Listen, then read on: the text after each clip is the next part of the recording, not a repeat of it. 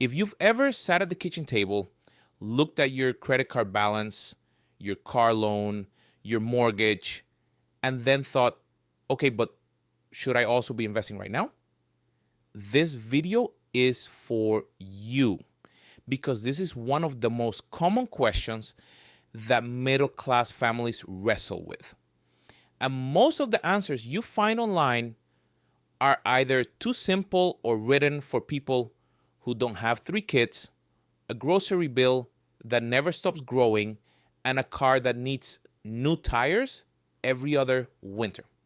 So let's actually talk through this. No jargon, no shame, just a real walkthrough of how to think about debt and investing at the same time. First, let's get one thing out of the way. The question isn't really debt or investing. For most families, it's never going to be that clean. You're probably going to be doing both at some point at the same time.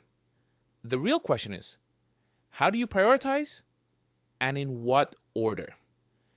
And the answer depends on one thing more than anything else: the interest rate on your debt. Here's the basic idea. When you invest, you're hoping your money grows over time.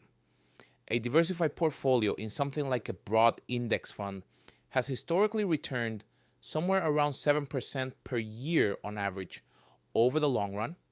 That's not guaranteed, but it's a reasonable baseline to work with. Now look at your debt. What interest rate is it charging you? If you have credit card debt at 19 or 20% interest, paying that off is basically a guaranteed 20% return on your money. No investment is going to reliably beat that. So in that case, the math is pretty clear. You knock out that high interest debt first, aggressively, before you put serious money into investing. But if your debt is a mortgage at 4 or 5%, or a car loan at 6%, or a student loan at a low fixed rate, that's a different conversation. Because if you can reasonably expect your investments to outperform that interest rate over time, it might actually make more sense to invest while carrying that debt. So here's a simple way to think about it. High interest debt, anything above 7 or 8%, pay that down first. Treat it like an emergency. The guaranteed return you get from eliminating that debt beats almost any investment you could make. Medium interest debt, somewhere in the 4 to 7% range. This is the gray zone, and here you can often do both. Put some money toward the debt and some toward investing. You're not making a mistake either way.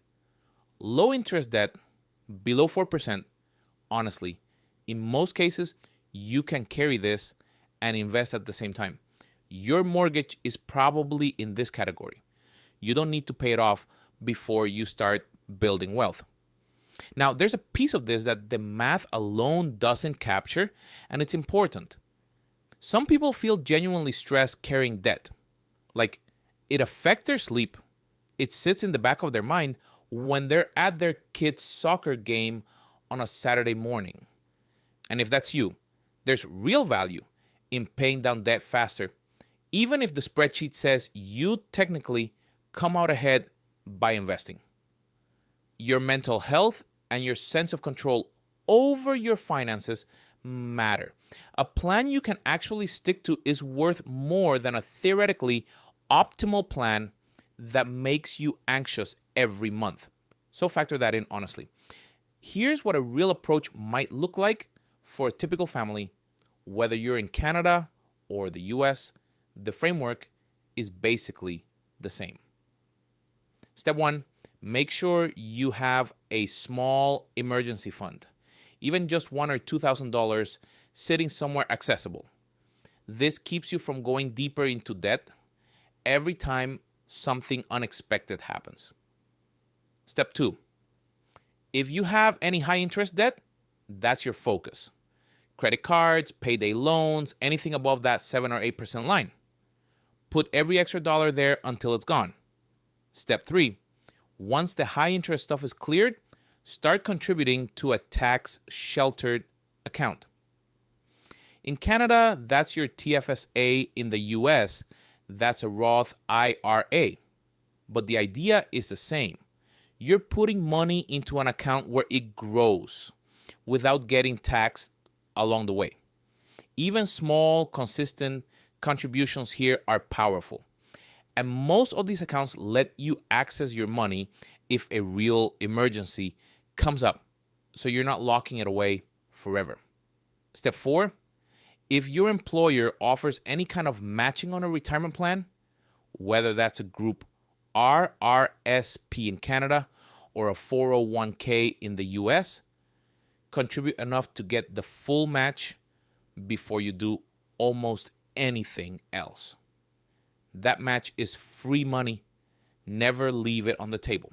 Step 5, if you have kids and you're thinking about their education, look into government-supported education savings accounts.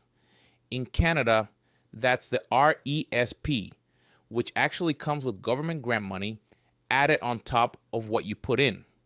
In the US, the 529 plan gives you tax-free growth for education costs. Either way, these accounts are worth starting early, even with small amounts, because time is what makes them work. Step 6, from there, you're in the long game. You're carrying reasonable debt, you're investing consistently, and you're building something real. One more thing worth saying. Wealth building for families isn't about making one perfect decision. It's about making decent decisions consistently for a long time. The family that puts $300 a month into a tax-sheltered account for 20 years, while also slowly paying down their mortgage, is going to be in a really strong position. Not because they did anything complicated, but because they stayed consistent. That's the whole game. If this way of looking at money feels refreshing to you, the no-hype, real-life approach to building wealth as a family, then you're in the right place. This channel, Minivan Millionaire Plan, is built exactly for this. For parents who want to do better with money without turning their whole life into a spreadsheet. Hit subscribe so you don't miss what's coming next, because we're going deep on the stuff that actually matters for families like yours. And if you have a specific money question you want me to tackle, debt, investing, education savings, budgeting, whatever it is, drop it in the comments. See you in the next one.